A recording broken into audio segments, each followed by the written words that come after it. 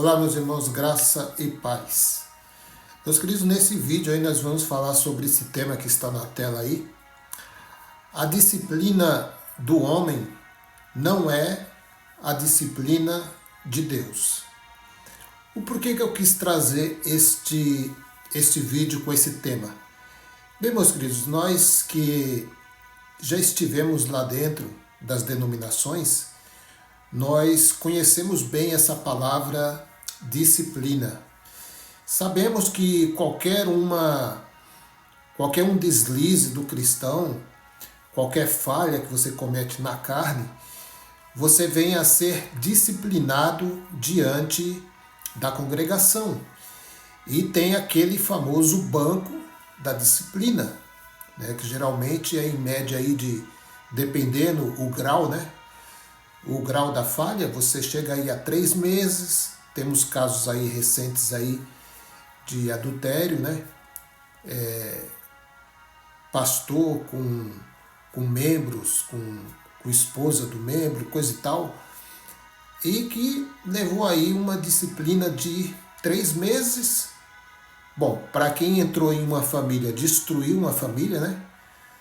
Uma disciplina de 3 meses. Não estou aqui para ser juiz, né? Não estou aqui para julgar ninguém. Quem deve, quem não deve pagar. Isso aí, a Bíblia mesmo responde por nós. Quem é que pode disciplinar o homem? Bem, meus queridos, então, o tema é isso aí. A disciplina do homem não é a disciplina de Deus. Mesmo que você esteja dentro de um sistema ou de uma denominação, qualquer que seja, se você cometeu alguma falha e esse homem aí com título de pastor, ele vem disciplinar você diante da congregação, eu vou falar uma coisa, meus queridos, com base na Escritura. Mesmo que esse homem aí vier aplicar uma disciplina sobre você, seja mulher, seja homem, seja jovem, seja qual for o seu cargo lá dentro, meu querido, a disciplina de Deus ela vai ser aplicada a você, se você for filho, né? Se você for um filho de Deus, ele vai disciplinar você. E não é essa disciplina aí que vai mudar aquilo que você semeou, tá bom?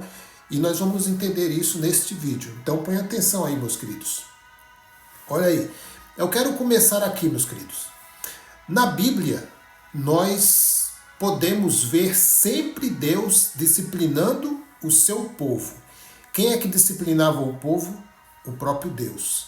Então, meus queridos, nós vemos aí várias passagens bíblicas, e eu vou no final desse vídeo usar uma passagem muito bem conhecida, o rei Davi.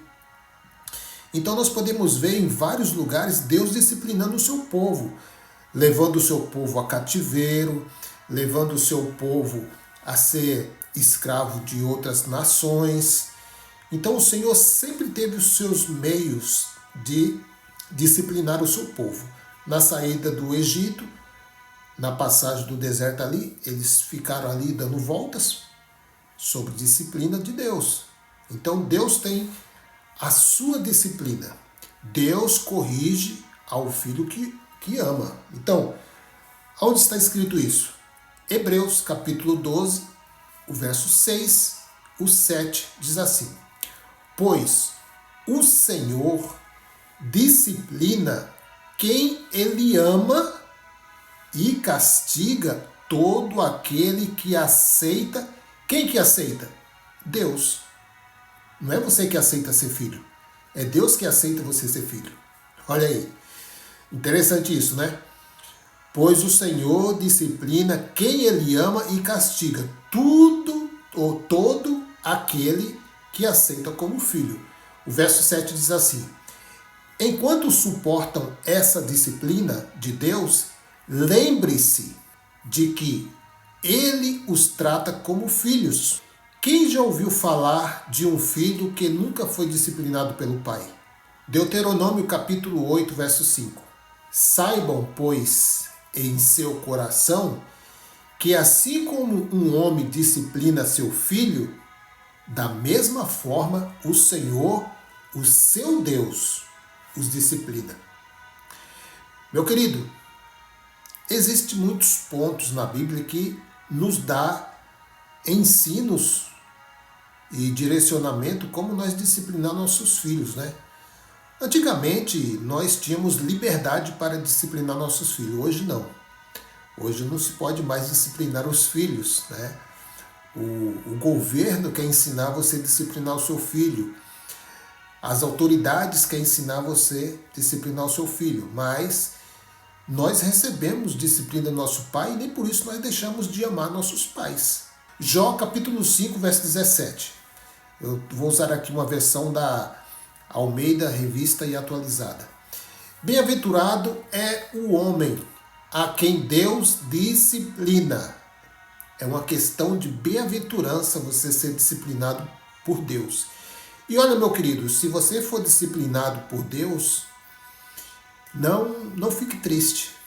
Fique contente, fique feliz, porque quando você é disciplinado por Deus, é um sinal de que Ele o tem como filho. Olha aí, não despreze, pois, a disciplina do Todo-Poderoso. Agora, meu querido, eu quero fazer uma pergunta. O que é a igreja? Biblicamente falando. Quem é a igreja, meu querido, biblicamente falando? A igreja é o templo onde eu vou ter um encontro com Deus. Não é. A igreja é a denominação A, B, C. Não é. A igreja é o templo lá que está no Brás. Não é. A igreja é a catedral não sei do que, não sei do que. Não é, meu querido. Não é. Se você foi ensinado dessa forma, ensinaram você grandemente errado. Não é isso que o Evangelho diz, né? Porque falando-se de igreja, você tem que sair da antiga aliança. Para você entender o que é igreja, você tem que sair da antiga aliança. Só mesmo dentro dos novos ensinos é que você vai saber o que é uma igreja. A igreja, meu querido, ela foi edificada, não foi na lei de Moisés, tá bom?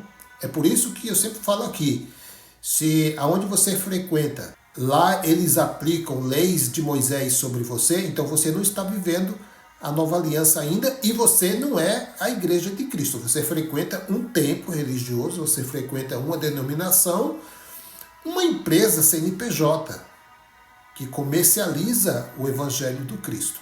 Isso sim você pode dizer que você frequenta, mas dizer que você vai à igreja, não, porque você não vai à igreja. É a igreja que vai a um determinado local, se reúne ali para ouvir o evangelho, que não é o evangelho que você ouve lá, você ouve lições velhas, você ouve lá como você ser um judeu, como você seguia a Torá. Isso não é ser igreja, viu, meus queridos? Me desculpe aí, viu, a franqueza. Então, o que é a igreja? Dentro do conceito da nova aliança. Olha aí. Olha o que é a igreja aqui, meus queridos. Olha quem é o templo aqui. Olha, meu querido, o que você é na visão da nova aliança. É isso aqui que você é. Por isso, meu querido, que quando alguém fala para você, vamos buscar a Deus, você tem que contestar essa pessoa. Falar assim, peraí, como assim?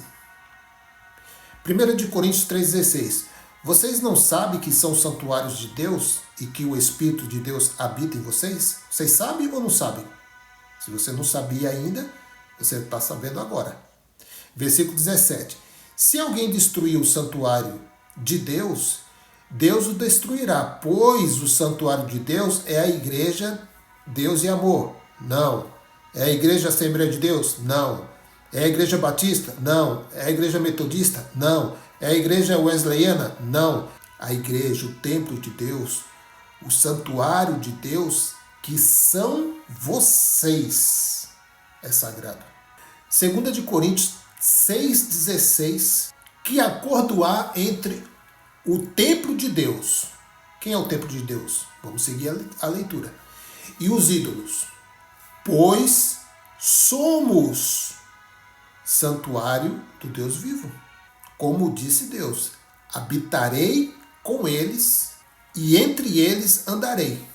Olha aí, meu querido, essa promessa aqui você vai ver lá em Apocalipse. Porque o tabernáculo agora está com os homens e Deus habita com eles. Olha, habitarei com eles e andarei, serei o seu Deus e eles serão meu povo. O santuário está com os homens. Vocês sabem que o santuário que Moisés edificou, que Moisés construiu, junto com os irmãos ali, os judeus, era uma réplica, era uma sombra, era um modelo do verdadeiro tabernáculo que é Cristo e que está com os homens. Ah, mas isso aí vai acontecer ainda, porque Apocalipse é uma carta futura. Bom, para você que é futurista, né? Mas se você seguir a leitura e você parar de ser um seguidor de tradição religiosa, aí sim, aí tudo bem, você pode pensar dessa forma, né? Porque você é um seguidor de tradição, você não é seguidor do Evangelho. Efésios capítulo 2, verso 22. Nele vocês também estão sendo juntamente edificados para se tornarem morada de Deus por seu Espírito. Para ser o quê? Morada de Deus. Então quem é casa aqui? São os filhos de Deus, através do Espírito. Hebreus capítulo 3, verso 5. Moisés foi fiel como servo em toda a casa de Deus, dando testemunho de que haveria de ser dito no futuro. 6. Mas Cristo é fiel como filho sobre a casa de Deus, e esta casa somos nós, se é que nos apegamos firmemente à confiança e à esperança da qual nos gloriamos. Então a casa de Deus quem é? A casa de Deus somos nós, porque Ele resolveu fazer isso. É a vontade do Eterno que nós sejamos morada e habitação do seu Espírito no nosso Espírito. Agora é uma questão de crer. E para você crer, você tem que ter a fé. E a fé não sou eu que entrego aqui para você. Eu apenas estou lendo. A fé quem dá é Deus. É um dom que Ele dá. Outra pergunta. A igreja, falando novamente, eu não estou falando aqui da igreja templos. Eu estou falando da igreja CNPJ. Não estou falando da igreja catedrais. Nada disso. Eu estou falando da igreja de Cristo. A igreja é dos homens ou a igreja é de Cristo? Aí fica essa questão. Já mostrei aqui quem é a igreja. A pergunta é, a igreja é dos homens ou a igreja é de Cristo? Mateus capítulo 16, verso 18. Porque muitos defendem isso, né? Que a igreja foi edificada por Pedro.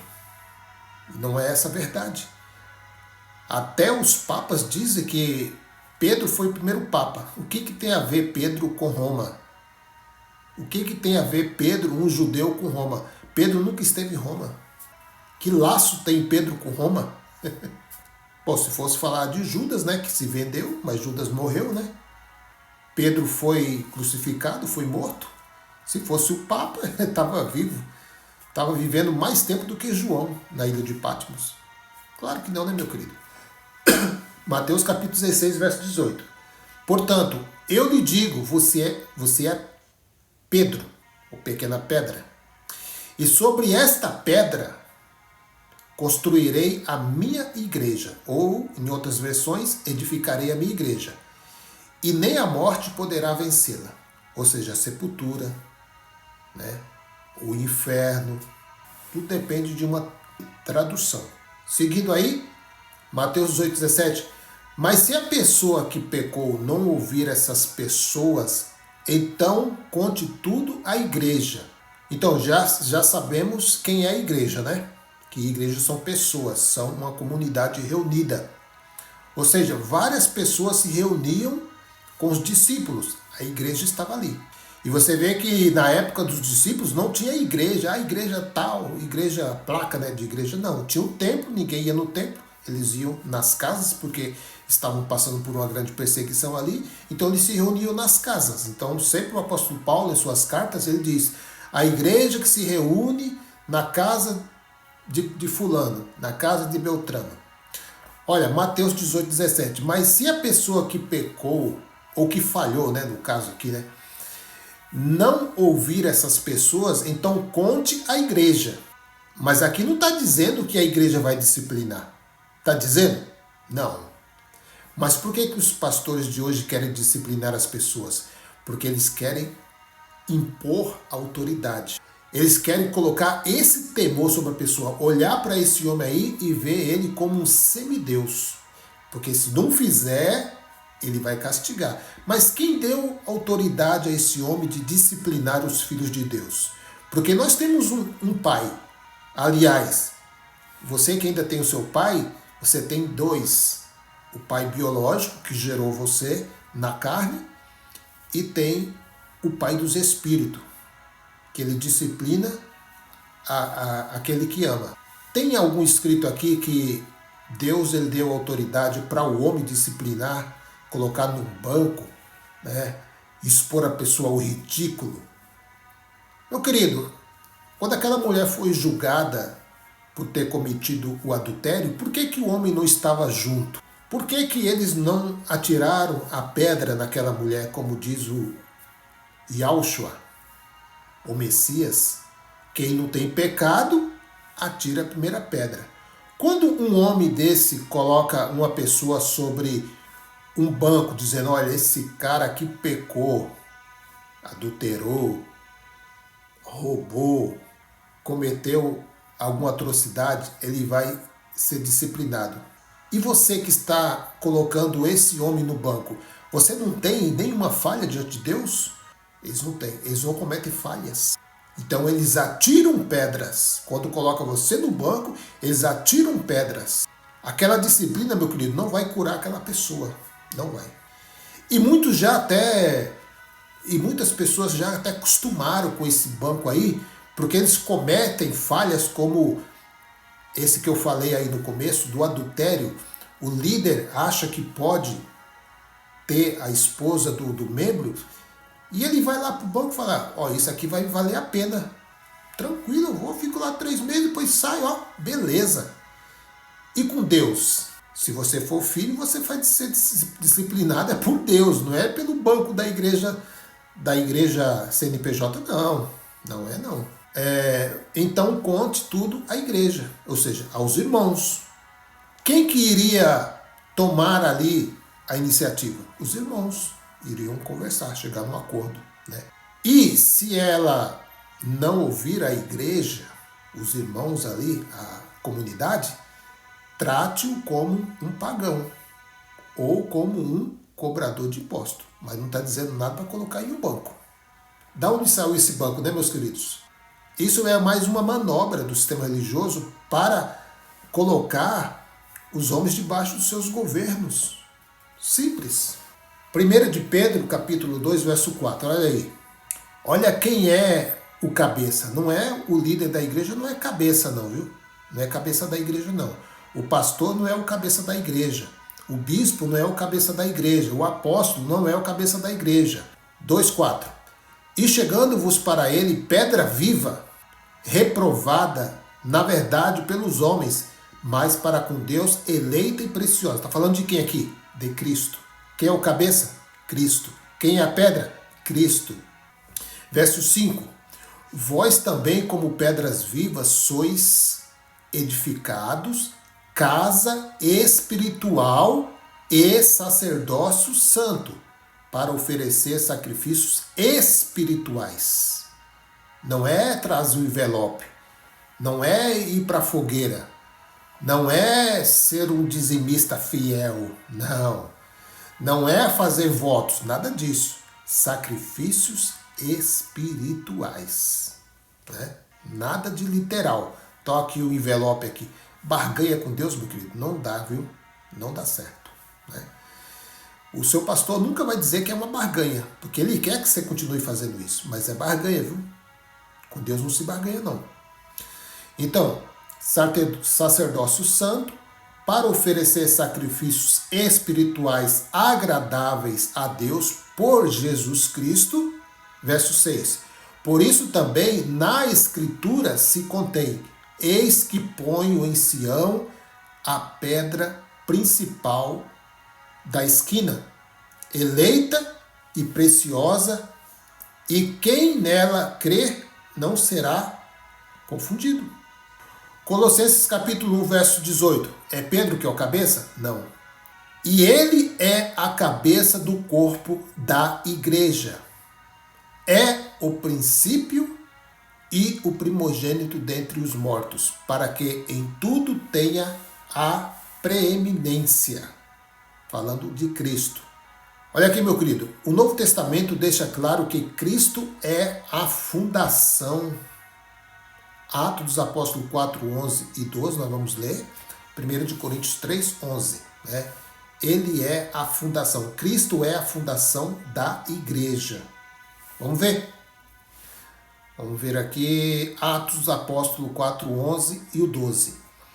Ele é a pedra que foi rejeitada por vós. Quem é a pedra aqui? É Pedro? Não, é Cristo. Os edificadores, a qual foi posta por cabeça de esquina, 12. E em nenhum outro há salvação. Não há. Tá?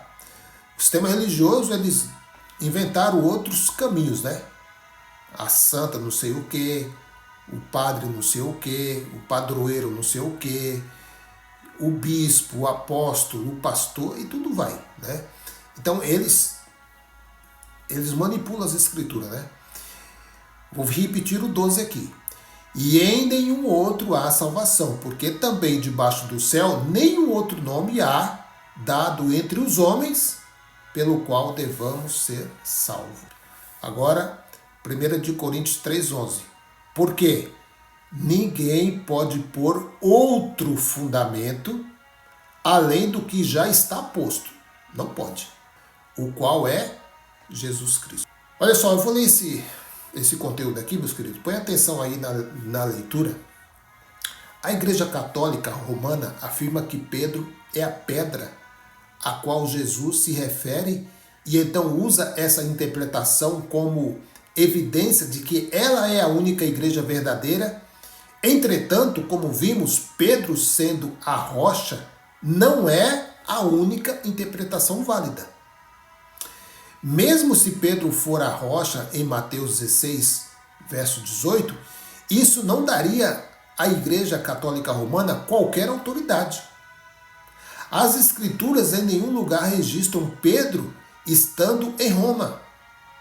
As Escrituras nunca descrevem Pedro tendo autoridade sobre os outros apóstolos ou sendo o principal líder da igreja primitiva. Pedro não foi o primeiro papa. A origem da igreja católica não se baseia nos ensinamentos de Pedro ou de qualquer outro apóstolo ou o evangelho. Nada disso. Por que eu quis falar isso, meu querido? Porque, como eu falei no começo, os homens, eles aplicam suas disciplinas sobre os homens. Mas a disciplina que é válida, mesmo que você ficou no banco aí 3 meses, 1 mês, não sei, não adianta, meu querido. Quem vai te disciplinar dentro da nova aliança é o próprio Deus. E a lei da semeadura, ela não falha. Viu? Você que anda na carnalidade, que pensa na sua mente carnal, vou fazer isso aqui, dá nada não. Falo com o meu líder, explico a situação, ele vai dizer que é o diabo, né? Vamos fazer aquela novela, ele vai me colocar no banco, daqui 1 mês, 2 meses, todo mundo esquece, e eu começo a atuar de novo, como se nada tivesse acontecido, e tá tudo bem. Porque você recebeu a disciplina de um homem que também comete falhas. Você não recebeu a disciplina de Deus. Leia comigo aqui Samuel, 2 de Samuel 12:5, aí você vai entender o que eu quero dizer. Você não foi disciplinado, ou você, mulher, ou você, homem, qual seja, jovem, quando você senta nesse banco aí, isso não é disciplina de Deus. Isso é disciplina dessa instituição religiosa. Porque eles se acham Deus sobre você, mas você não recebeu disciplina de Deus. A semente que você plantou, você vai colher. 2 de Samuel 12:5. Então o furor de Davi se acendeu em grande maneira contra aquele homem e disse a Natã: vive o Senhor, que digno de morte é o homem que o fez isso. Se você quiser saber mais sobre essa história, sobre o adultério de Davi com a Betseba, né? Que ele ficou lá no palácio, lá, não foi para a guerra, e aconteceu o que aconteceu. Os irmãos já conhecem a história aí, então eu estou resumindo aqui. Mas os irmãos podem ler aí, 2 Samuel, todo o capítulo 12, você vai conhecer mais sobre esse assunto aí. Agora você vai ver, meu querido, que aqui aconteceu dois fatores que está em evidência nos dias de hoje, que é a graça e a lei da semeadura. Esses dois pontos aconteceu na vida de Davi. Está aí para você ver. Está aí para você aprender que com Deus não se brinca. De Deus não se zomba. Veja só.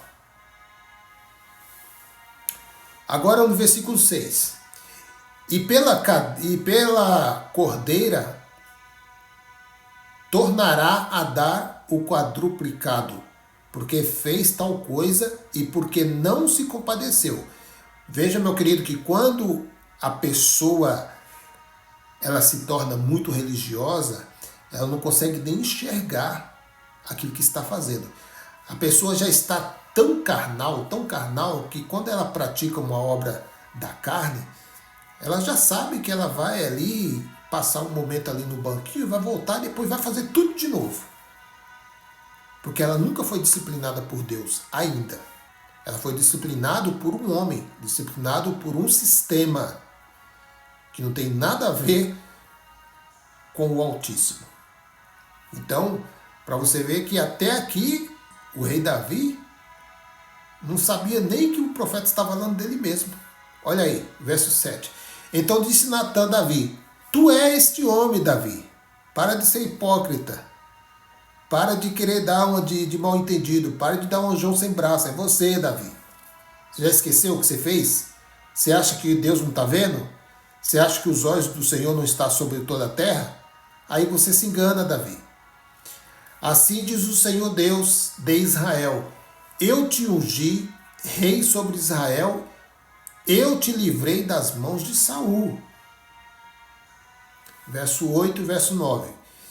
E te dei a casa de teu senhor, e as mulheres de teu senhor, eu em teu seio, e também te dei a casa de Israel e de Judá. E se isto é pouco, mais te acrescentaria tais e tais coisas. Verso 9. Porque, pois, desprezaste a palavra do Senhor, fazendo o mal diante dos seus olhos, a Urias, o Heteu, feriste a espada, e a tua mulher tomaste por tua mulher, e a ele mataste com a espada dos filhos de Amon. Vai para o banco? Vai para o banco? Não vai para o banco. Vai para a disciplina do papai. Verso 10. Agora, pois, não se apartará a espada jamais da tua casa, porque me desprezaste e tomaste a mulher de Urias, o Heteu, para ser tua mulher. Verso 13 muda a história, viu? Porque a história aqui era Davi e Betseba ser apedrejada até a morte, como diz a lei de Moisés. E eles estavam dentro dessa lei ainda, tá? Eles estavam dentro dessa lei mosaica ainda. Então disse Davi a Natã: pequei contra o Senhor. No coração dele, ele se arrependeu. E Deus conhece o coração do homem. E Deus aceitou o arrependimento dele. Porém, olha aí, ele disse Natã a Davi: também o Senhor perdoou o teu pecado, não vai ser apedrejado. Quem criou a lei? Deus. Quem pode mudar a lei? O próprio Deus. O teu pecado não morrerás. Por lei, o que tinha que acontecer? Ser apedrejado até a morte. Tanto ele como a mulher que cometeu adultério. Verso 14. Todavia, você vai receber de mim graça, tá, Davi? Só que a lei da semeadura, eu não vou poupar. Meus queridos, mesmo que você cometa algo, como qualquer um de nós já cometemos, e talvez cometeremos, só Deus sabe, né? Deus, Ele nos ama. E Ele vai nos corrigir porque nós somos filhos. Mas a semente que você plantou, independente que Ele te ama ou não, você vai colher essa semente porque é lei da semeadura. 14. Todavia, porquanto a este feito deste lugar, sobremaneira a que os inimigos do Senhor blasfemem, também o filho que te nasceu certamente morrerá. Ah, vou fazer uma campanha. Não adianta. Ah, vou jejuar. Não adianta. Ah, vou chamar os irmãos do ciclo da oração. Não adianta, meu querido. Se você entrou na disciplina do papai, não tem oração, tá? Não tem sacramento, não tem nada que possa mudar. Então, você tem, meu querido, você tem a chance de mudar a semente. Mude, tá bom? Mude de semente. Não continue semeando, porque quanto mais você semeia, mais fruto vai dar. Ok? Aí o que aconteceu? Verso 16. E buscou Davi a Deus pela criança, né? E jejuou Davi. Jejuou, orou, fez penitência, fez um monte de coisa lá. Jogou até cinzas na cabeça, fez de tudo. E entrou e passou a noite prostrado sobre a terra. Verso 17. Então os anciões da sua casa se levantaram e foram a ele para o levantar da terra, porém ele não quis e não comeu pão com eles. E os irmãos, mais adiante aí os irmãos podem ver, na continuação aí da leitura, 18 e por aí vai, você vai ver que a criança morreu. E o que Davi fez? Se banhou, penteou o cabelo e glorificou ao Senhor. Amém, meu querido? Aceitou a disciplina do Senhor. Deus corrige a quem ama. Como eu falei aqui bem no começo do vídeo, presenciei há um tempo atrás aí, uma pessoa que eu conheci, um companheiro aí de ministério, simplesmente o líder resolveu praticar um adultério.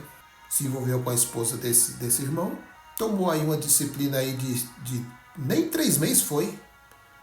Levantou um outro pastor falando e que ele já estava apto a voltar. Tudo bem, eu não estou aqui para julgar que sim, que não. Então, meu querido, todos nós falhamos, é evidente. Mas a verdadeira disciplina é a de Deus. Enquanto não vir a disciplina de Deus sobre você, não é o banco que vai te livrar não, tá? O banco vai te livrar da acusação dos homens. Os homens sim. Mas Deus corrige ao filho que ama. Graça e paz.